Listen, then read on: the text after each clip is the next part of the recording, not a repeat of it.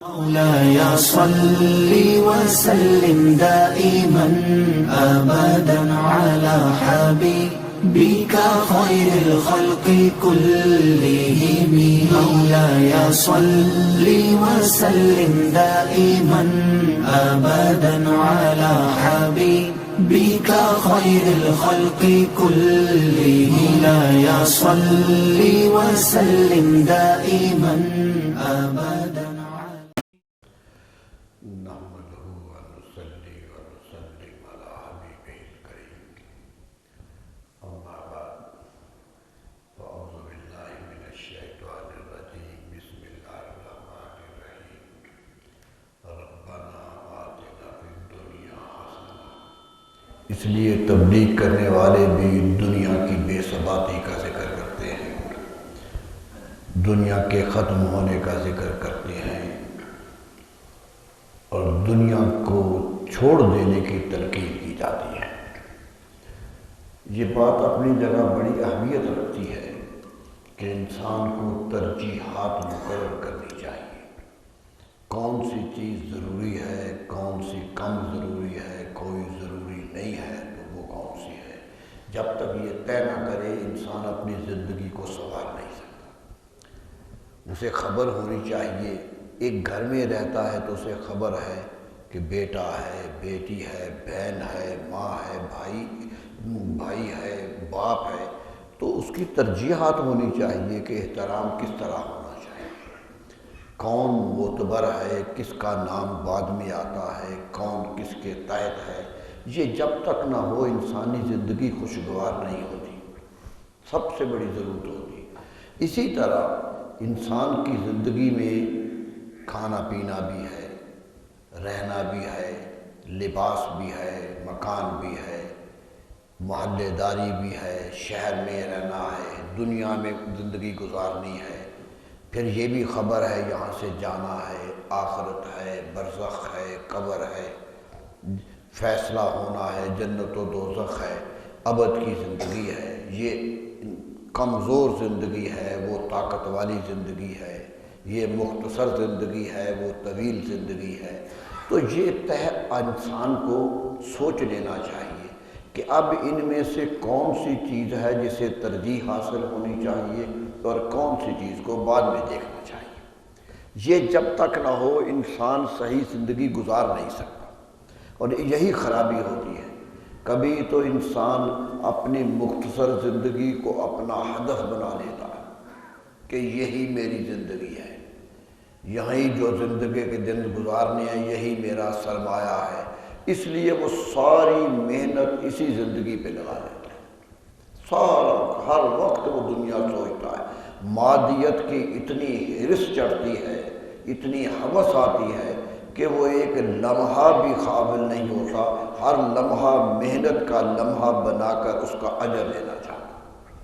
یہ انسان کوشش کرتا، ایک زندگی یہ ہے جو لوگ گزارتے ہیں، اور جو آخرت کو بھول جاتے ہیں اور زندگی دنیا ہی کی گزارنا سمجھتے ہیں، یہ کافر بھی ہیں۔ ان میں وہ مسلمان بھی ہیں جو گناہگار ہیں، وہ بھی ہیں جو آخرت کو بھولے ہوئے ہیں، وہ بھی ہیں جو ان آیات کو نظر نہیں رکھتے جن سے آخرت کی زندگی کا سبق ملتا ہے۔ تو پوری زندگی دنیا داری، پھر دنیا داری جب ہو گئی، مادیت ہو گئی، سہولتیں ہی ہو گئی، اچھائیاں اکٹھی کرنا مقصود بن گیا، تو وہ پھر حقوق نہیں دیکھتا۔ اسے خبر ہے پیسہ طاقت والا ہے، پیسہ مجھے ملنا چاہیے، جائز ذریعے سے ملے یا ناجائز ذریعے سے ملے۔ وہ اس لیے بھول جاتا ہے کہ جائز اور ناجائز کیا ہے، وہ بھول جاتا ہے کہ چوری کیا ہے اور درست کمائی کیا ہے۔ وہ انسان عمل میں بھی بخل کرتا ہے، اب تعلقات میں بھی نافرمانیاں کرتا ہے، وہ زندگی کے ہر حصے میں اس کی زندگی مختلف ہو جاتی ہے۔ اب عجیب و غریب زندگی گزارتا ہے، وہ سمجھتا ہے کہ مجھے فائدہ اپنا چاہیے، یہ مفاد چاہیے، کسی کا قتل ہو جائے تو پرواہ نہیں ہے، کسی پر الزام لگ جائے تو پرواہ نہیں ہے، کسی کے گھر کو محتاجی آ جائے تو پرواہ نہیں ہے، میرا جسم میرا وجود سنورنا چاہیے۔ یہ جو تصور ہے یہ خالص مادی تصور ہے۔ سب کچھ شمار دو۔ لوگوں نے انسان کو اسی حیثیت سے دیکھا ہے۔ دنیا کے فلسفی پڑھ لیجئے جنہوں نے انسان کے بارے میں سوچا۔ میں اس کی مثال اچانک ذہن میں آئی، دیکھیے سب سے بڑا سائنسدان جس کا آج بھی میڈیکل سائنس میں نام ہے ڈارون ہے، بہت بڑا اپنے آپ کو سائنسدان کہنے والا، لیکن اس نے کیا کہا تھا کہ میں نے انسان کے بارے میں سوچا کہ یہ کیسے بنا ہے، کیا ہے اس کا کام، کیا ہے منصب، کیا ہے، تو کہتا میں اس نتیجے پر پہنچا ہوں کہ انسان اصل میں بندر تھا، آہستہ آہستہ دم گھس گئی ہے، سیدھا کھڑا ہو گیا۔ یہ یورپ کا فلسفہ آیا، یہ کہا کہ بندر سے چل کے آیا ہے انسان۔ تو میرے دوستو یورپ کا فلسفی یہ کہتا ہے یورپ والوں نے بندر والی حرکتیں شروع کر دی کہ ہم تھے ہی یہی، ساری حرکتیں ان کی وہی ہیں، وہی ہے، اور اسی زندگی گزارنے لگے۔ امریکہ کا فلاسفر جیمز اٹھا، وہ کہنے لگا کہ میں نے انسان کے جسم کا تجزیہ کیا ہے کہ اس کے اندر کیا کیا چیزیں ہیں، تو اس میں کچھ سونا بھی ہے، کچھ چاندی بھی ہے، کچھ تانبا بھی ہے، کچھ پیتل بھی ہے، جتنی جنسیں ہیں ساری کی ساری اس کے اندر ہیں۔ لیکن جب میں نے قیمت لگائی ہے تو 1902 میں اس نے قیمت لگائی تھی، کہا تھا کہ یہ 11.5 آنے بنتا ہے۔ انسان کی قیمت 11.5 آنے، جب امریکہ کا فلسفی کہہ دے کہ 11.5 آنے ہے، تو وہ اگر ایک آدمی مار دیں اور 1 روپیہ بچا لیں تو 5.5 آنے کا 4.5 آنے کا فائدہ ہوتا ہے یا نہیں ہوتا؟ کہ ایک انسان تو 11.5 آنے کا بن گیا۔ یہ تھا جو فلسفہ دیا گیا دنیا کو، یہ تھی مادی سوچ، کہ کبھی کہا یہ ہے،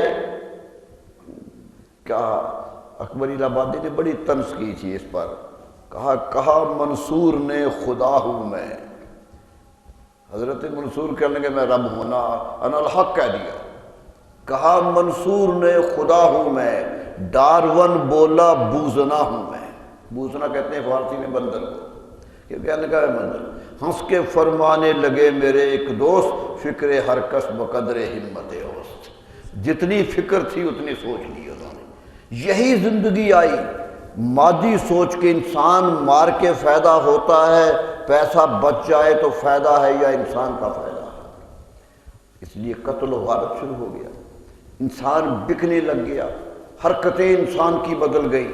میرے دوستو سب نے انسان کے بارے میں سوچا، سب نے کہا، عیسائیت کے بڑے بڑے عیسائیت کے مبلغ آخر اس نتیجہ پر پہنچے، حالانکہ یہ دین اللہ کا دیا ہوا دین تھا، عیسائیت اللہ کا دیا ہوا دین تھا، لیکن جب بگڑا تو یہ ہوا کہ آخر نتیجہ یہ نکلا کہ عورت کی کوئی حیثیت نہیں ہے، عورت تو دوزخ کی موری ہے جس کے ذریعے آدمی دوزخ میں جاتا ہے۔ یہ کہا آج کے عیسائیت نے کہ عورت کا کوئی وجود نہیں ہے۔ میرے دوستو سارے دنیا کے فلسفے پڑھ لیجئے، دنیا کی ساری فکر پڑھ لیجئے، انسان کی قدر و قیمت نظر نہیں آئے گی۔ یہ تو اسلام تھا جس نے انسان کو قدر و قیمت والا بنایا، یہ تو انسان تھا۔ قرآن پکار اٹھا وَلَقَدْ كَرَّمْنَا بَنِي آدم، ہم نے بنی آدم کو عزت دی ہے۔ قرآن کہنے لگا ہم نے عزت دی ہے، آسن تخلیق کیا ہے، ساری انسانیت سے بڑا بنایا ہے، سب کچھ اس کے لیے بنایا۔ سخر لکم الشمس والقمر، ہم نے تو سورج بھی تمہارے لیے بنایا ہے، ہم نے تو چاند بھی تمہارے لیے بنایا ہے۔ یعنی چاند کے لیے نہیں بنایا، انسان کے لیے بنایا ہے۔ سورج کے لیے نہیں بنایا، انسان کے لیے بنایا ہے۔ قدرت نے تو کہہ دیا کہ جو کچھ بھی میں نے بنایا تھا سب تمہاری خدمت کے لیے بنایا۔ زمین پیدا کی ہے، اخرج لکم من الارض، میں یہ زمین سے نکالا ہے تمہارے لیے رزق، تمہیں پیدا کیا تو رزق زمین کو دینے کے لیے، آسمان سے بادل برسائے ہیں، انزلنا من السماء ماء، آسمان سے ہم نے پانی اتارا ہے کہ زمین کی کوکھ خشک ہو گئی ہے، وہاں سے فصلیں پھوٹے اور انسان کھائے۔ وہاں آسمان بھی تمہاری خاطر بنایا تھا، زمین بھی تمہاری خاطر بنائی تھی، تمہیں عزت و احترام دیا تھا، سب سے بڑا وجود تمہارا بنایا تھا، حتیٰ کہ وہ وجود جو میرے نزدیک ہر وقت تسبیح کرتے تھے، میری ہر وقت حمد کرتے تھے، جو معصوم وجود تھے، ان کو بھی تمہارے سامنے سجدہ کروا دیا تھا۔ کیا یہی گانا کہ تسجدوا لآدم، آدم کو سجدہ کرو۔ جبریل بھی تھا نا اس میں، میکائیل بھی تھا، اسرافیل بھی تھا، کتنے بڑے بڑے فرشتے تھے، حکم یا سب سجدے کرو، سب کو۔ ملائکہ، قرآن کہتا ہے ملائکہ ایک کو نہیں کہا، سارے فرشتوں کو کہا، جتنے بھی فرشتے ہم نے پیدا کیے تھے سب کو کہا تسجدوا لآدم، آدم کے سامنے سجدہ کرو۔ اتنا حکم، اتنی عظمت دے دی کہ ساری کائنات کے بزرگ ترین جو مخلوق تھی اسے بھی رب اللہ نے انسان کے سامنے جھکا دیا۔ تو سوچئے اسلام نے کتنی عزت دی، کتنی عزت دی۔ میں بھی کہہ رہا تھا عورت کی کوئی حیثیت نہیں تھی دنیا میں، عورت مر جائے تو دیت نہیں ہوتی تھی، قتل ہو جائے تو جرمانہ بھی، جو قتل کا بدلہ قتل ہے وہ قتل کا بدلہ قتل نہیں تھا۔ اگر عورت مارتی جائے، مرد مارے تو قتل کا بدلہ قتل، عورت مر جائے تو پیسے دینا بھی گناہ سمجھا جاتا تھا کہ کوئی دیت ہی ادا کر دے، کوئی دیت نہیں تھی، کوئی قتل کا بدلہ قتل نہیں تھا، عورت پر ہاتھ اٹھانے کا کوئی جرم نہیں تھا، عورت کی عزت لوٹنے کا کوئی جرم نہیں تھا۔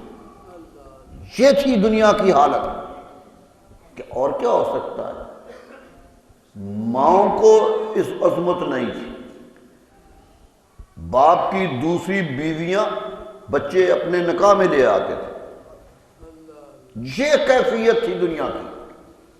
ہر ایک کے سامنے انسان جابر بن گیا تھا، مادیت پرست ہو گیا تھا، کوئی عزت نہیں تھی، کسی کا احترام نہیں تھا۔ میں حیرت زدہ ہوں، اسلام سے پہلے شاعر بڑے پیدا ہوئے، آج تک ان کی شاعری پڑھی جاتی ہے، آج تک مدارس میں ہوں یا یونیورسٹیوں میں ہوں، مدارس اتنے بڑے بڑے شاعر پیدا ہوئے کہ آج حیرت ہوتی ہے کہ صحراؤں میں اتنے بڑے بڑے شاعر پیدا کیے۔ مر جائے کوئی تو مرثیے لکھتے تھے، خوش ہوتے تو قصیدے کہتے تھے، لیکن میں آپ کو ایک اطلاع دینا چاہتا ہوں کہ اسلام آنے تک ایک عورت کا مرثیہ نہیں لکھا گیا، عورت مرتی رہی، کسی نے ایک لفظ نہیں کہا، ایک غم کا لفظ کسی کی زبان پر نہیں آیا۔ مرد بن جائے تو 100 شعر کہا جاتا تھا، مرد دنیا سے چلا جائے تو قصیدے پہ قصیدے آتے تھے، لیکن جاہلی دور میں ایک عورت کا مرثیہ نہیں لکھا گیا۔ یہ تو اسلام تھا جس نے عورت کو عظمت دے دی، عورت کو عظمت دے دیے۔ فرمایا الجنت تحت اقدام امہاتکم، جنت تمہاری ماؤں کے قدموں تلے۔ یہ شرف اسلام نے دیا کہ یہ شرف تمہارا، اور یہ بھی نہیں کہا کہ بیوی ہے تو کوئی عزت نہیں رکھتی۔ فرمایا خیرکم خیرکم لأہلہ وانا خیرکم لأہلی، تم میں سے بہتر انسان اللہ کے نزدیک وہ ہے جو اپنی بیوی سے اچھا سلوک کرتا ہے۔ اور فرمایا مجھے دیکھ لو، میں نبی ہوں، رسول ہوں، میں اپنی بیویوں کے ساتھ اچھا سلوک کرتا ہوں۔ خیرکم لأہلی، میں بھی بہتر سلوک کرتا ہوں، تمہیں بھی بہتر سلوک کرنے کی تبلیغ کرتا ہوں۔ اتنی باتیں کہیں، اتنی عظمت دے دی، پھر کیا ہوا؟ عورت کی عزت بن گئی، عورت کا احترام بن گیا، امہات المومنین مائیں بن گئی قوم کی۔ فرمایا ازواجہ امہاتہم، میرے نبی کی بیویاں ساری کی ساری خواہ کتنی بھی ہوں تمہاری مائیں، تمہاری مائیں ہیں، اور قیامت تک ان سے نکاح نہیں ہو سکتا۔ حضرت عائشہ صدیقہ کا جب رسول اللہ صلی اللہ علیہ وسلم دنیا سے چلے گئے تو 18 سال کی عمر تھی، ابھی تو جوانی چڑھی تھی کہ رسول اللہ صلی اللہ علیہ وسلم چلے گئے، اور میرے دوستو 56 ہجری میں جا کے انتقال ہوا امیر معاویہ رضی اللہ عنہ کے زمانے کے بعد۔ اتنے دور تک زندہ رہی، 40 سال تقریباً بعد میں زندہ رہی، لیکن کسی نے کہا کہ نکاح کر لیجیے۔ یہ تھا عظمت، یہ تھی جو عظمت دی ایک عورت کو۔ پھر لوگ کہنے لگ گئے، پھر لوگوں میں ان کے جذبات آنے لگ گئے۔ خطیب بغدادی بہت بڑا محدث ہیں، اتنے بڑے محدث کہ بہت بڑے بڑے علماء ان کے شاگردوں میں ہیں۔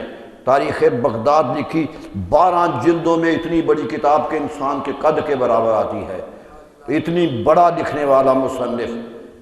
پوچھا کسی نے کہ حدیث کہاں سے پڑھی ہے؟ پوچھا خطیب بغدادی سے کہ حدیث کہاں سے پڑھی ہے؟ فرمایا بنت کریمہ سے پڑھی ہے، جو بغداد میں ایک عورت تھی اور پردے کے پیچھے بیٹھ کے حدیث پڑھایا کرتی تھی۔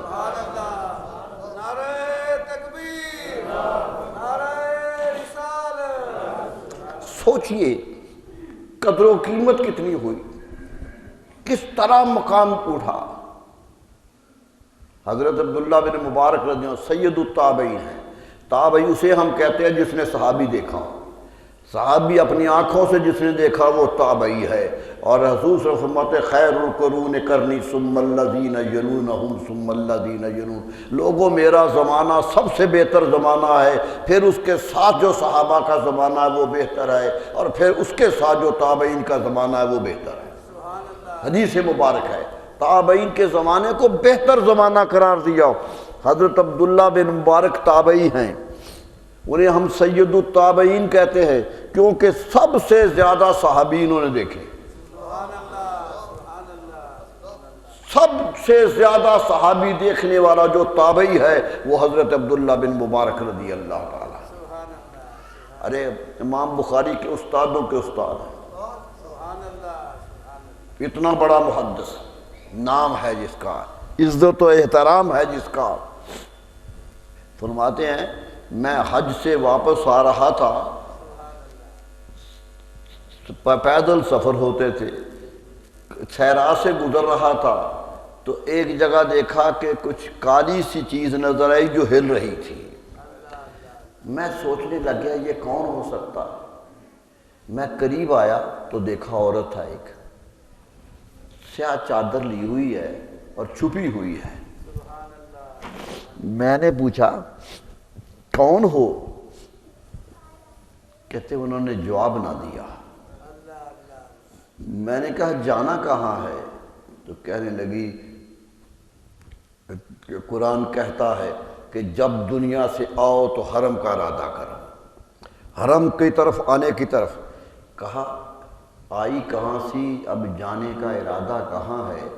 تو قرآن کی آیت پڑھ دی من المسجد الحرام الی المسجد الاقصی، مسجد حرام سے آئی ہوں مسجد اقصی جانا ہے۔ آیت پڑھی، کہتے میں نے پوچھا کہ یہاں کیوں بیٹھی ہو؟ فرمایا وَمَن يُضْلِلِ اللَّهُ فَلَا هَادِيَ لَهُ، قرآن کہتا ہے جس کو میں گمراہ کر دوں اس کو کوئی ہدایت دینے والا نہیں ہوتا۔ کہتے میں سمجھ گیا یہ راستہ بھول گئی ہے۔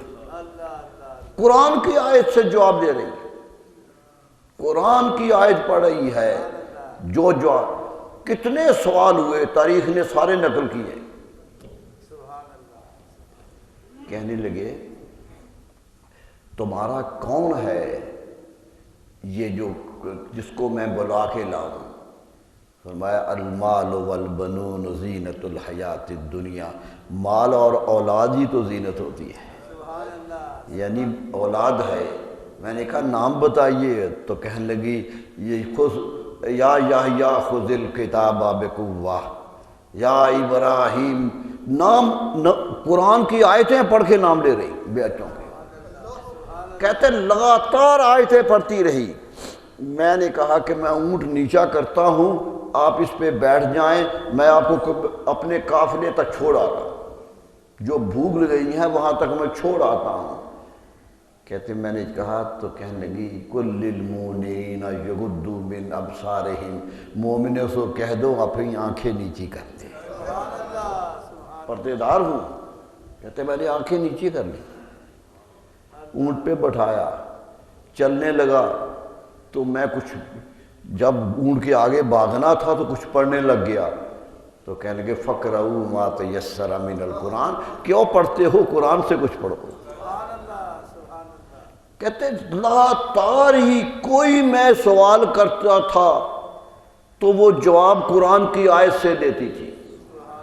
میں نے آخر کہا کہ تم قرآن ہی بولتی جا رہی ہو، کچھ اور بات نہیں کہتے ہو۔ ما یلفظ من قول الا لدیہ رقیب عتید، ارے تمہیں خبر نہیں ہے، قرآن کہتا ہے کہ جو لفظ بھی نکالتے ہو اس پر ایک نگران فرشتہ بیٹھا ہوا۔ میں چاہتی نہیں ہوں کہ زبان سے کوئی اور لفظ نکلے، کہ قرآن ہی نکلے، فرشتہ کیا لکھے گا، گناہ ہی نہ ہو۔ کہتے میں لے گیا، کبھی قافلہ ٹھہرا ہوا تھا، میں نے جا کر یحییٰ ابراہیم آوازیں دی، جوان خوبصورت سے نکل آئے۔ کہتے کیا بات ہے؟ کہتے یہ کون ہے تمہاری؟ کہنے لگے ہماری ماں ہے، صحرا میں بھول گئی ہے، آتے ہوئے بھول گئی ہے۔ میں نے کہا یہ تو لگاتار ہی قرآن پڑھتی ہے۔ کہنے لگی آج کی بات نہیں ہے، 40 سال ہو گئے ہیں یہ قرآن کے سوا جواب ہی نہیں دیتی۔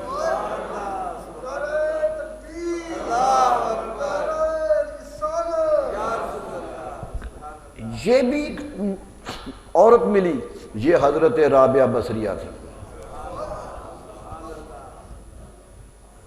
یہ حضرت رابعہ بصریہ تھی۔ میرے دوستو، شریعت نے کتنا اونچا کر دیا، کتنا مقام بلند کر دیا۔ ان کی بات کروں تو بہت تفصیل طلب ہے، بہت بڑی عورت، صوفیاء میں شمار ہوتی ہیں، مشائخ طریقت میں شمار ہوتی ہیں، اتنی عظمت ملی۔ تو سوچئے کتنا مقام بلند کیا عورت کا، کہاں تک لے گئے، اور یہاں تک کہہ دیا کہنے والوں نے، جب اسلام آیا تو کہنے والے شاعر جو بولتے نہیں تھے عورت کے حق میں، وہ عورت کے قصیدے لکھنے لگ گئے، قصیدے لکھنے لگ گئے۔ ایسا ہوا وَمَتَّانِيسُ الِاسْمِ الشَّمْسِ عَیْبٌ وَلَلتَّذْکِیرُ فَخْرٌ لِلْحَلَالِ۔ متنبی عربی کا سب سے بڑا شاعر چیخ اٹھا کہ لوگوں، کسی کے لیے عورت ہونا ناکامی نہیں ہوتی، ناکامی نہیں ہوتی۔ دیکھ لو عربی میں شمس جو سورج کا نام ہے وہ بھی مؤنث ہے، شمس عربی میں مؤنث ہے، قرآن پاک نے اسے مؤنث استعمال کیا، یعنی سورج کا نام مؤنث ہے اور پہلے دن کے چاند کا نام مذکر ہے، ہلال مذکر ہے۔ تو شاعر چیخ اٹھا کہ وَمَتَّانِيسُ الِاسْمِ الشَّمْسِ عَیْبٌ وَلَلتَّذْکِیرُ فَخْرٌ لِلْحَلَالِ۔ حلال کے لیے مذکر ہونا کوئی فخر کی بات نہیں ہے، اور سورج کے لیے مؤنث ہونا کوئی عیب کی بات نہیں۔ ارے سورج بن کے رہو، خواہ عورت بن کے رہو، عورت بھی ہو تو سورج کی طرح ہو، چمک ہو، زندگی کا حسن و جمال ہو، اور شریعت کی پاسداری ہو تو مردوں سے لو کان النساء کمن فقدنا لفضلت النساء الی الرجال۔ اگر عورتیں ساری اتنی عظمتوں والی ہو جائیں تو بڑے بڑے مردوں سے فضیلت لے جائیں۔ یہ کیفیت تھی، اسلام نے رخ ہی بدل دیا۔ وہ عورت جو معتوب تھی، وہ عورت جس کی کوئی حیثیت نہیں تھی، لیکن اسلام نے اسے ایک بلند بانگ بنا دیا، ایک بلند عزت بنا دیا۔ میرے دوستو، اسلام نے رخ بدل دیے۔ انسان بھی ذلیل تھا، کہاں سجدے کرتا پھرتا تھا، خود پتھر بناتا تھا، اس کے سامنے سجدہ کر دیتا تھا، گائے کا دودھ پیتا تھا، گائے کے سامنے سجدہ کرتا تھا۔ ارے سورج، قدرت نے کہا، اسلام نے کہا، ارے کہاں بھولے پھر رہے ہو، یہ سارے تمہارے لیے ہیں، یہ تمہارے لیے ہیں۔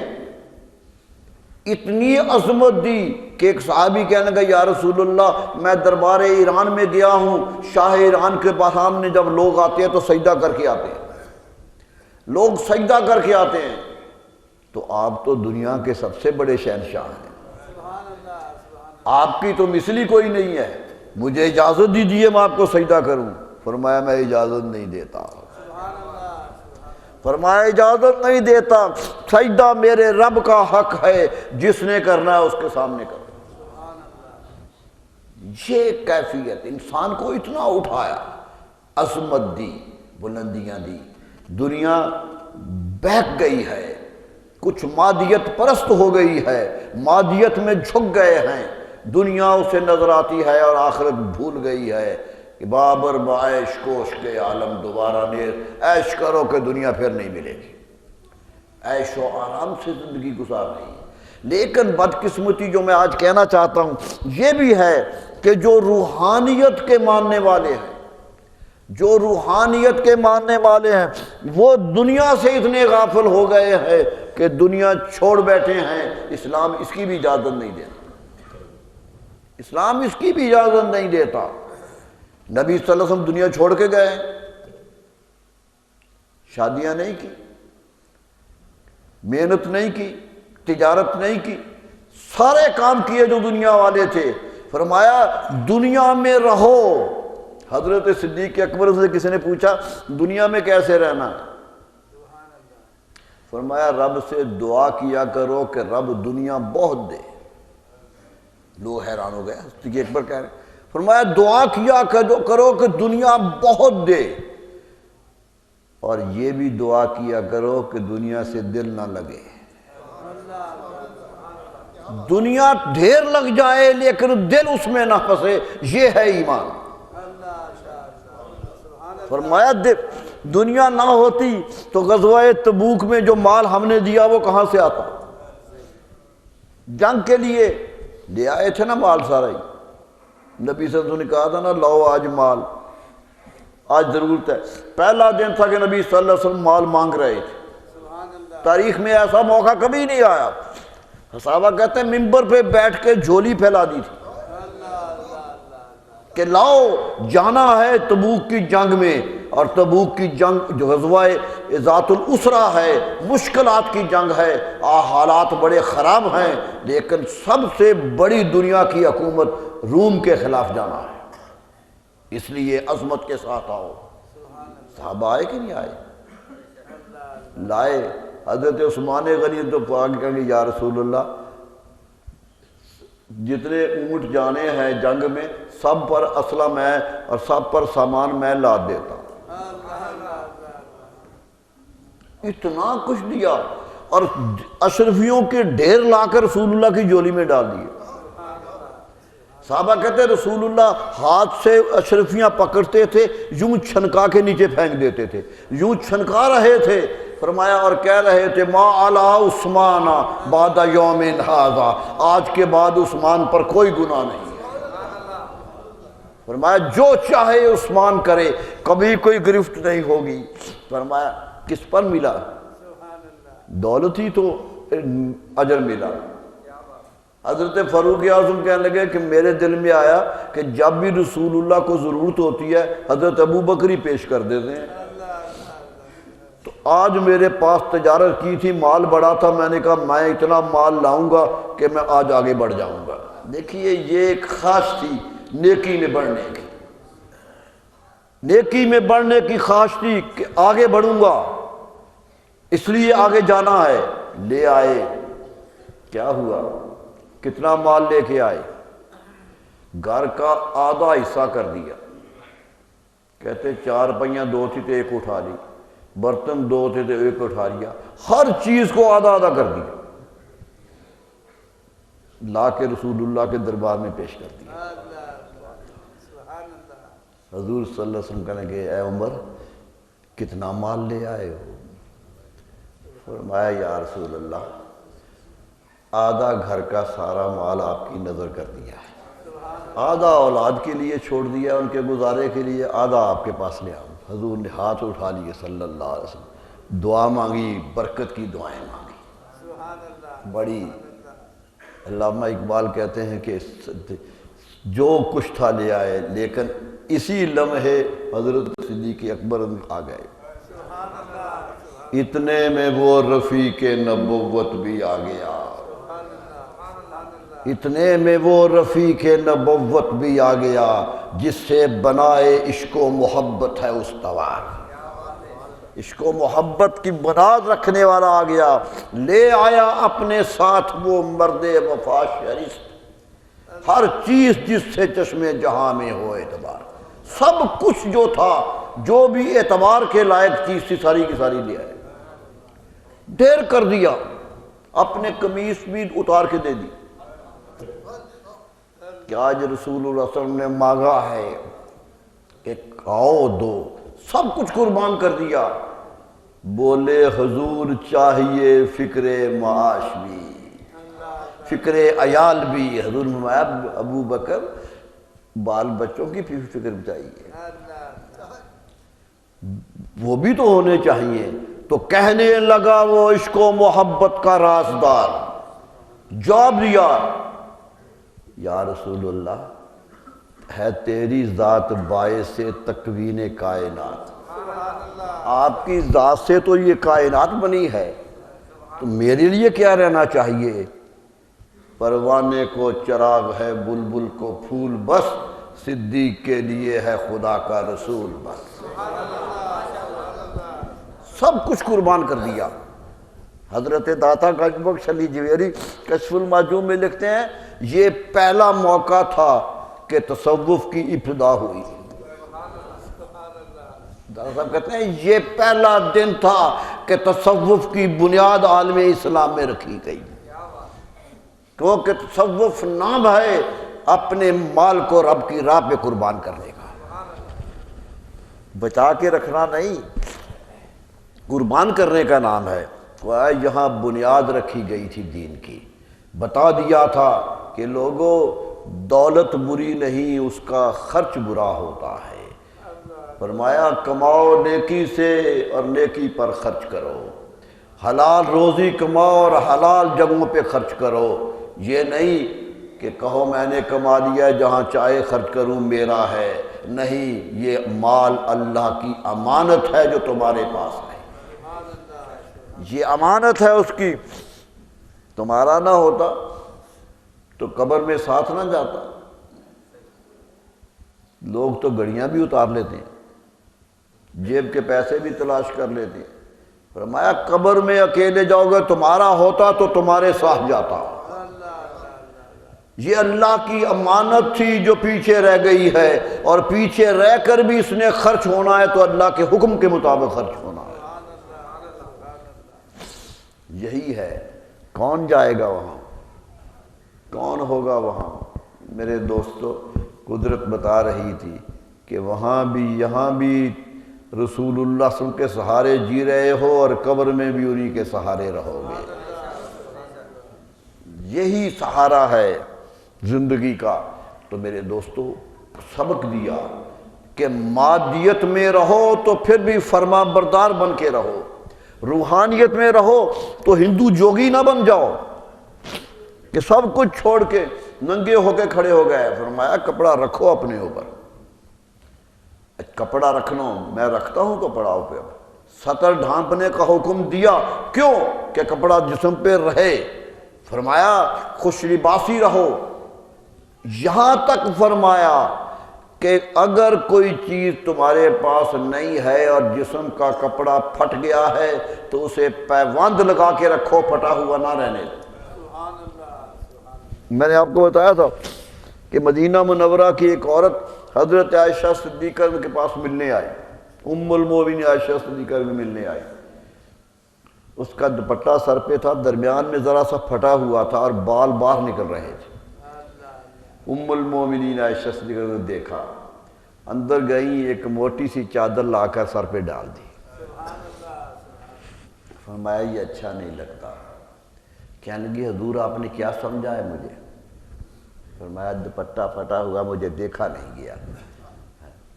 کہنے لگی میں مدینے کی امیر عورت ہوں، غریب عورت نہیں ہوں، یہ اچانک پھٹ گیا ہے، یہ اچانک پھٹ گیا ہے، میں غریب نہیں ہوں، اس لیے یہ آپ نے جو ترس کھایا ہے یہ نہیں ٹھیک، کیونکہ میں تو امیر عورت ہوں۔ تو ام المومنین رضی اللہ عنہ فرمانے لگی بی بی جیسی ہو ویسی نظر بھی آیا کرو،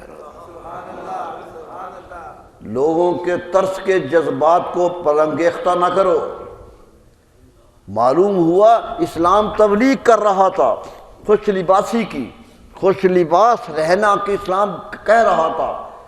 خوراک بھی پابندی نہیں لگائی کہ کھاؤ پاک ہو حلال ہو، یہ نہیں کہ 18 سال بیٹھے رہو اور کھانے پینے کے بغیر بیٹھے رہو، اسلام اس کی اجازت نہیں دیتا۔ حضرت عثمان بن مسعود رضی اللہ عنہ بہت بڑے صحابی ہیں، ان کے جنازے پہ خود نبی صلی اللہ علیہ وسلم موجود تھے۔ اللہ اللہ آئے ایک دفعہ نبی صلی اللہ علیہ وسلم کے پاس کہ یا رسول اللہ جی چاہتا ہے سب کچھ چھوڑ کے جنگل میں نکل جاؤں۔ فرمایا کیوں؟ کہا جی اللہ اللہ کیا کروں، یہاں کئی آ جاتے ہیں، کوئی بات کرنی اور یہ کرنا، کوئی مصروفیت، کوئی بچوں کی فلاں کی، سب چھوڑ دوں، ہر 24 گھنٹے اللہ اللہ ہی کیا کروں۔ فرمایا میں تو اجازت نہیں دیتا۔ وہ حیران ہو گیا کہ میں تو اللہ اللہ کرنا چاہتا ہوں۔ فرمایا نہیں، تمہارے لیے اللہ اللہ کرنے کے لیے بھی میری زندگی نمونہ ہے۔ فرمایا میری زندگی تمہارے لیے نمونہ ہے، دیکھو مجھے۔ فرمایا میرے گھر عورتیں بھی ہیں، میں عورتوں میں بھی رہتا ہوں، انا اصلی و انام، میں اللہ کی نماز بھی پڑھتا ہوں اور سو بھی جاتا ہوں۔ فرمایا انا اصوم و افطر، میں روزہ بھی رکھتا ہوں اور افطار بھی کرتا ہوں۔ میں نے کب تمہیں اجازت دی ہے دنیا چھوڑنے کی؟ رہو دنیا میں لیکن یوں رہو اللہ اللہ، دنیا میں رہو درمیان کار دریا تختہ بندم کردائی، بازمی گوئی کے دامن ترم کن ہوشیار با۔ شیخ سعدی کہتے ہیں یا اللہ کس امتحان میں ڈالا ہے کہ دریا میں پھینک دیا ہے، چاروں طرف پانی ہے اور اوپر سے آواز دے رہا ہے کہ خبردار کپڑے گیلے نہیں ہونے چاہیے۔ ہاتھ پھینک کے کہہ رہا ہے کہ نہیں گیلے ہونے چاہیے۔ یہی امتحان ہے کہ زندگی سے یوں گزرے مومن کہ زندگی کا کوئی داغ، مادیت کا کوئی داغ اس پر نہ لگے، لیکن جو اندر ہی نہیں آیا، دنیا سے باہر جا کے بیٹھ گیا، اس پر داغ کیا آئے گا؟ اس کی ہمت کیا ہے؟ ہمت تو یہی ہے کہ درمیان میں رہنا ہے، اور درمیان میں رہ کر بھی رہتے ہیں۔ عالم آزادگاں ہے ایک جہاں لفظ سے الگ ہے، زمین کی الگ ہے آسمان ان کا الگ۔ حالی نے کہا تھا رہتے ہیں 32 دانتوں میں زبانوں کی طرح، یہ تو اس زبان کی طرح رہتے ہیں جو 32 کیلوں کے درمیان رہتی ہے لیکن نیچے نہیں آتی، ہر وقت تڑپتی رہتی ہے، ہر وقت بولتی رہتی ہے، لیکن چاروں طرف کیل گڑے ہوئے ہیں، کیلوں سے بچ کے رہتی ہے۔ یہی زندگی ہے، یہی زندگی ہے۔ فرمایا ایک جہان ایسا پیدا کرو کہ تمہارا جہان اپنا ہو۔ یہ نہیں میرے دوستو، تصوف نہ دنیا چھوڑنے کا نام ہے، نہ دنیا سے نفرت کرنے کا نام ہے، دنیا کو حکم الہی کے مطابق گزارنے کا نام ہے۔ صوفیہ نہیں تھے، حضرت بابا صاحب کی اولاد نہیں تھی، کیا نہیں تھی؟ حضرت خواجہ معین الدین چشتی اجمیری علیہ کی اولاد نہیں تھی، حضرت شیخ عبد القادر جیلانی علیہ رحمہ کے تو 30 سے اوپر اولاد ہے، اولاد تھی، کثیر اولاد ہے۔ کیا تھے یہ لوگ؟ بچے بھی پیدا ہو رہے ہیں، بیویاں بھی گھروں میں ہیں، لیکن اللہ کے حضور حاضر بھی ہیں۔ یہی تھا، یہی امتحان تھا کہ یہ بچے 4 گھر میں بیٹھے ہیں، ان کو خوراک دینی ہے تو کیسی دینی ہے، کس طرح رزق حلال کماؤ گے کہ ان کی خوراک بن جائے۔ یہی باپ کا امتحان ہے، یہی تو امتحان لینا ہے قدرت نے۔ میرے دوستو یہ ہندو تصور تھا، چھوڑ جاؤ لنگوٹی باندھ لو اور جا کے بیٹھ جاؤ دریا کے کنارے اور دنیا چھوڑ دو۔ فرمایا نہیں، دنیا کے درمیان رہو، جنگ کی ضرورت ہو تو تلوار بھی ہاتھ میں پکڑو، کفر سے مقابلہ ہو تو قوت کے ساتھ بھی آؤ، اور جب نماز کا وقت آئے تو نماز کی طرف بھی آؤ۔ یہی ہے، قرآن نے خود کہا کہ جمعے کے خطبے کی اذان ہو جائے تو فَاسْعَوْا إِلَىٰ ذِكْرِ اللَّهِ وَذَرُوا الْبَيْعَ، دوڑو مسجد کی طرف، اللہ کے ذکر کی طرف دوڑو، کاروبار چھوڑ دو، یہی تمہارا امتحان ہے۔ دکان پہ بیٹھے ہو، گاہک کھڑے ہیں، نماز کا وقت ہو گیا ہے، چھوڑو اس کو، یہی امتحان ہے، چھوڑ کے آؤ مسجد میں۔ لیکن ہم یہ نہیں کہتے کہ کاروبار چھوڑ دو، وَإِذَا قُضِيَتِ الصَّلَاةُ، جب نماز پڑھی جائے فَانْتَشِرُوا، پھر پھیل جاؤ، پھر جاؤ، وَابْتَغُوا مِنْ فَضْلِ اللَّهِ، اور اللہ کا فضل تلاش کرو۔ تمام مفسرین کہتے ہیں یہ فضل اللہ سے مراد رزق ہے، کہ جاؤ پھر رزق تلاش کرو۔ میں سوچتا ہوں کبھی کبھی کہ قدرت نے کس حکمت سے یہ آیت کہی، اللہ تعالیٰ کی حکمت بھی عجیب ہے۔ فرمایا جب اذان ہو تو چھوڑو، کیا کہو، وَذَرُوا الْبَيْعَ، خرید و فروخت چھوڑ دو، کاروبار چھوڑ دو، اپنے دفتر چھوڑ دو، جو کمانے کے لیے کام کر رہے ہو چھوڑ دو، آ جاؤ۔ بے کہا جسے خرید و فروخت کہتے ہیں، خرید و فروخت اب آیا ہے تو ایک نمازی مسجد میں خرید و فروخت، دکان چھوڑ کر آیا ہے، دکان کو تالا لگا کے آیا ہے، دکان بند کر کے آیا ہے، واپس کہاں جائے گا؟ دکان پہ جائے گا۔ بے چھوڑ کے آیا تھا، بے پر ہی واپس جائے گا، لیکن قدرت کے لفظ دیکھیے کتنی حکمت والے، فرمایا بے چھوڑ کر آؤ، کاروبار چھوڑ کے آؤ، اب جا کر تلاش کرو تو اللہ کا فضل تلاش کرو۔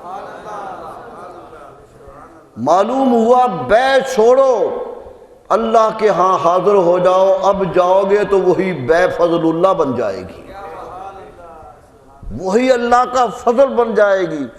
آئے تھے تم کاروبار کرتے ہوئے، اب آخرت کا کاروبار شروع ہو جائے گا۔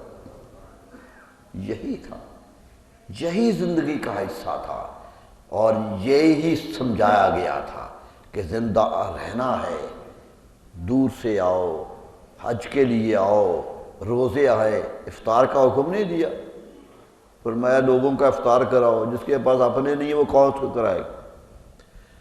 اس لیے نہ کمائی پہ پابندی لگائی، صرف کہا حلال کماؤ، جتنی محنت ہے اتنا لو، دھوکہ نہ دو، فریب نہ کرو، بتا کے بتاؤ۔ حضرت امام ابو حنیفہ رحمہ کپڑے کا کاروبار کرتے تھے، دکان تھی بہت بڑی کوفہ میں ان کے کپڑے، بہت بڑا مطلب ہول سیل ڈیل کرتے تھے۔ ایک دفعہ گھر جانے لگے، کام پڑ گیا، اٹھے تو ملازم کو بلایا، کہا یہاں بیٹھو۔ وہ بیٹھتا ہوگا، وہ کام کرتا ہوگا جس طرح مالک چلا جاتا ہے۔ کہنے لگے یہ ایک تھان آیا ہے، اس میں ایک نقص نکل آیا ہے، میں نے دیکھا اس میں ایک نقص ہے، بیچتے ہوئے احتیاط کرنا ہے کہ یہ غلطی سے بک نہ جائے، احتیاط کرنا ہے، اور اگر کوئی اسے لینا چاہے تو اسے بتا دینا ہے کہ یہ نقص ہے، اس میں نقص بتا دینا ہے اس کا، پھر بیچنا ہے ورنہ نہیں بیچنا ہے۔ چلے گئے، واپس آئے تو وہ تھان بک گیا، پوچھا بتایا تھا، کہنے لگا جی میں تو بھول ہی گیا، مجھے تو یاد ہی نہیں رہا کہ بتانا تھا۔ فرمایا بہت زیادتی کی تو نے، کیا افسوس کیا؟ نہیں کیا۔ فرمایا آج جتنی بکری ہوئی ہے رب کے نام پہ دے دو، نامعلوم غلط رزق کہاں شامل ہو گیا۔ یہ تھا کاروبار، یہ اس کی اجازت دی تھی اسلام نے کہ لوگ دیکھیں اور سمجھیں کہ تم کیا کر رہے ہو۔ یہ بھی نہیں کہ دنیا چھوڑ کے چلے جاؤ۔ بڑے بڑے صوفی محنت کرتے رہے، نام آتے ہیں بزاق، خزار، نام ہوتے ہیں ان کے بڑے بڑے بزرگوں کے، کہ وہ کاروبار کا نام ساتھ لگا ہوا ہے، سب کچھ کرتے تھے۔ اس لیے میرے دوستو، تصوف نہ مادیت پرستی کا ہے نہ دنیا چھوڑنے کا ہے، یہ وہ کام ہے جو زندگی میں حسن پیدا کرنے کا ہے۔ یہ زندگی حسین تر بنانے کا نام ہے۔ یہ بڑے لوگ تھے جو ایسا ہی کرتے رہے۔ داتا گنج بخش علی حجویری علیہ الرحمہ کہتے ہیں میں غزنی میں تھا، اپنے حضرت ابو الفضل کا مرید تھا، میرے پیر بڑے ہی درویش تھے۔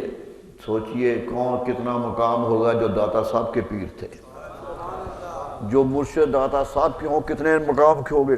کہا مجھے ایک دن اٹھ کے کہنے لگے کہ اے علی حجویری تو لاہور چلا جا، غزنی سے کہے لاہور چلا جا، وہاں تیری ضرورت بہت ہے۔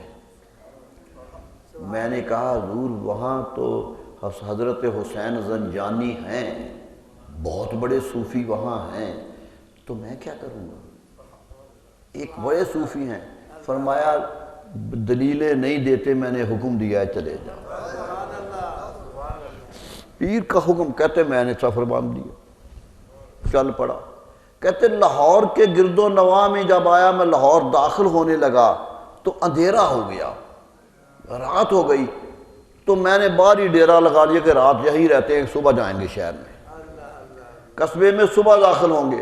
کہا وہاں ہی لیٹا رہا، صبح اندر جانے لگا تو اندر سے ایک جنازہ آ رہا تھا۔ میں نے آگے بڑھ کے پوچھا جنازہ کس کا ہے؟ کہنے لگے حضرت حسین زنجانی کا جنازہ ہے۔ یہ تھا مرشد جو زندہ میں بھیج رہا ہے کہ تمہیں جاؤ گے تو وہ نہیں ہوں گے۔ دیکھیے یہ تعیناتی جو بزرگ کرتے تھے، اس کا تو شمار ہی کوئی نہیں۔ کہا وہ چلے گئے تھے، میں آ گیا، اور پھر میں نے یہاں زندگی کے دن گزارے۔ ایک ہی ہندو میرے نام پہ ہاتھ پہ مسلمان ہوا، راجو ہندو تھا جو شیخ ہندی کہلایا، اور وہی سب کچھ ہے ان کا۔ یہ جتنے مجاور ہیں سب شیخ ہندی کی اولاد ہیں، داتا سب کی اپنی اولاد ہی نہیں، یہ سب ان کی اولاد ہیں جو پہلا مرید ہندو مسلمان ہوا تھا۔ میرے دوستو آئے کہ نہیں آئے؟ پھر سبق کیا دیا؟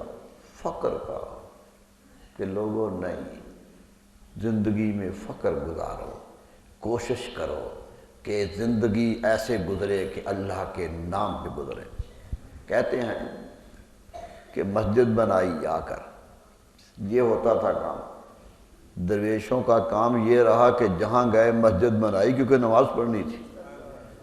درویشی نماز کا نام تھا، تصوف نام ہی اللہ کے سامنے جھکنے کا ہے۔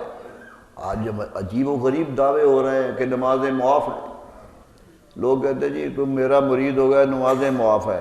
ارے نماز تو امام حسین کو معاف نہ ہو، وہ بھی سجدہ کو ایک جان دے گئے لیکن سجدہ سے باز نہیں آئے۔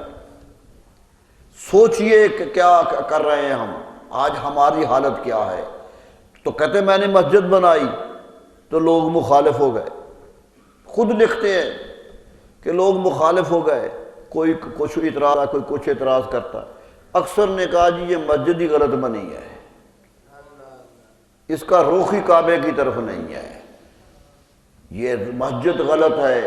کہتے میں نے کہا میں نے تو درست بنائی ہے، میں نے تو کعبہ کا رخ کر کے بنائی ہے۔ کہنے لگے نہیں رخ غلط ہے۔ فرمایا آج میرے ساتھ نماز تے پڑھو۔ کہتے میں آگے کھڑا ہو گیا، میں نے جماعت کرائی، جماعت کرا کے میں نے کہا کہ سارے بیٹھے رہو، اٹھنا کسی نے نہیں ہے، سارے آگے نظر کرو تمہیں کعبہ نظر آتا یا نہیں آتا؟ کہتے سب کوئی کعبہ دکھا دیا، بتا دیا کہ ہم جہاں رخ کرتے ہیں وہ کعبہ سیدھا ہوتا ہے، ہمارا رخ ادھر ہوتا ہے۔ یہی درویش کی پہچان ہوتی ہے کہ وہ جہاں بھی رہے اس کا رخ کعبہ کی طرف ہوتا ہے اور رسول اکرم صلی اللہ علیہ وسلم کی طرف ہوتا ہے۔ اتنا گلہ کیا کشف المعجوم میں، کہتے مجھے دکھ ہے آج کے زمانے کے لوگوں کا کہ وہ دعویٰ کرتے ہیں، لالچ کرتے ہیں، دعویٰ استغنا کا کرتے ہیں، دنیا میں برائیاں کرتے ہیں اور فنا کا دعویٰ کرتے ہیں، لوگوں کے ساتھ اچھا سلوک نہیں کرتے اور دنیا چھوڑنے کا دعویٰ کرتے ہیں۔ کہا یہ ساری چیزیں تصوف کے خلاف ہیں، اور ایک جملہ کہا کہ شریعت توڑ دیتے ہیں اور طریقت کا دعویٰ کرتے ہیں۔ شریعت چھوڑ دیتے ہیں اور طریقت کا دعویٰ کرتے ہیں، اور فرمایا یاد رکھو اس سے زیادہ ظلم کوئی نہیں ہے اور اس سے زیادہ گمراہی اور کوئی نہیں ہے۔ یاد رکھیے گا ساری کے ساری عبادت تصوف کا رخ سیدھا رسول اللہ کی طرف ہونا چاہیے۔ یہی رخ ہے جس کا ذکر کرتے ہیں۔ فرمایا شریعت ہی شریعت ہے، اسی کا نام تقویٰ ہے، اسی کا نام طریقت ہے، اسی کا نام تصوف ہے۔ کہتے ہیں میرے زمانے میں 3 طرح کے صوفی ہو گئے ہیں۔ ایک تو وہ صوفی ہیں جو اصل صوفی ہیں، جن کو آپ صوفی کہتے ہیں۔ ایک متصوف ہیں جو صوفی نہیں ہیں لیکن صوفیوں کی طرح بن کے رہتے ہیں، اسی طرح چادر لے لینی، اسی طرح ٹوپی پہن لینی۔ کہا صوفی بن کے رہتے ہیں۔ فرمایا مجھے یہ بھی برے نہیں لگتے کہ چلو بننا تو چاہتے ہیں، چلو اس کا وہ ہے نہیں، اس کا لباس تو پہن لیتے، کچھ تمنا تو رکھتے ہیں وہ بننے کی۔ فرمایا لیکن ایک بہت برے لگتے ہیں جسے مستصوف کہا دادا صاحب نے، وہ جو نہ صوفی ہے نہ صوفی بننا چاہتا ہے لیکن لوگوں کو فریب دینے کے لیے صوفی بنا ہوا ہے۔ ناقص جاہل نقلی صوفی کہا دادا صاحب نے، کہا یہ دھوکہ ہے، اور جملہ کہا اتنا سخت، کالذئاب عند الناس عند العلماء وکالذئاب عند الناس۔ یہ جملہ ہے دادا گنج بخش کا کہ یہ وہ لوگ ہیں جو لوگوں کے جو علماء کے سامنے مکھیوں کی طرح ہیں، بن بناتے پھرتے ہیں، غلاظت پہ بیٹھتے ہیں، برے اعمال کرتے ہیں، ہمیشہ گندگی پسند کرتے ہیں۔ کالذئاب عند الناس، اور یہ جب لوگ معصوم لوگ آ جاتے ہیں ان کے سامنے بھیڑیے بن جاتے ہیں کہ ان کی دولت پہ نظر رکھتے ہیں۔ یہ جملہ ہے داتا گنج بخش بیجویری کا۔ میرے دوستو تصوف صوفی وہی ہے جو سب سے زیادہ پاک باز ہو، صوفی وہی ہے جو سب سے زیادہ شریعت کا متبع ہو۔ ایک تو سجدہ سر سے ہوتا ہے نا، یہ عام لوگوں کا سجدہ ہے، صوفی کا سجدہ تو سر سے بھی ہوتا ہے اور دل سے بھی ہوتا ہے، دل بھی سجدے کرتا ہے۔ وہ سر یہ ایک سجدہ جسے تو گراں سمجھتا ہے، 1000 سجدوں سے دیتا ہے آدمی کو۔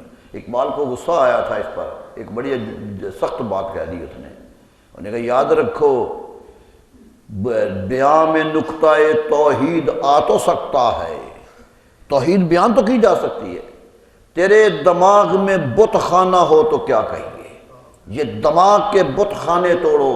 مقام فقر ہے کتنا بلند شاہی سے، یہ فقیری کا مقام تو بادشاہی سے اونچا ہے، مقام فقر ہے کتنا بلند شاہی سے، روش کسی کی گدایا نہ ہو تو کیا کہیے، لیکن فقیر گدا بن جائے تو پھر کیا بات کریں، ہاتھ پھیلانے لگ جائے تو پھر کیا ہے، چندے وصول کرنے لگ جائے تو پھر کیا ہے۔ میرے دوستو اللہ تعالی ہمیں توفیق دے کہ ان صوفیاء کے نقش قدم پر چلے جو شریعت مطہرہ کے پابند تھے۔ یہ بات ذہن میں رکھیے گا، بڑے گلے ہیں، اچھے صوفیوں کو گلے ہیں بہت زیادہ۔ اللہ تعالی ہمیں توفیق دے کہ ان گلوں سے بچ کے زندگی سنوارنے کی کوشش کرے۔ اللہ تعالی سب کو توفیق دے، کوشش کیجئے، اللہ تعالیٰ سے دعا کیجئے کہ اللہ نیکی پر چلنے کی توفیق عطا فرمائے۔ وآخر دعوانا الحمدللہ۔ مولاي صل وسلم دائما أبدا على حبيبك بك خير الخلق كلهم مولاي صل وسلم دائما أبدا على حبيبك خير الخلق كلهم مولاي صل وسلم دائما أبدا